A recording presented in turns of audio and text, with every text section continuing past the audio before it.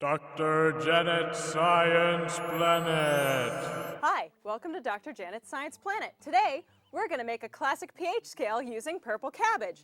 Get a grown-up to buy a red cabbage for you, and then have your grown-up cut it up into little pieces, put them in a heat-proof bowl, have your grown-up add boiling water, and then wait 10 minutes, then let it cool down, and you can add it to your favorite clear cup or glass. Then anything that's basic, really basic, is going to turn it green or blue. Your neutral is going to be purple, and then anything acidic turns it from a nice magenta to a bright pink. So today we're going to look, what is vinegar? Is vinegar an acid or a base? So let's add the vinegar and find out.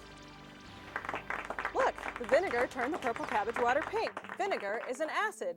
What else in your kitchen can you find that's an acid or base? Thank you for visiting Dr. Janet's Science Planet. Have fun!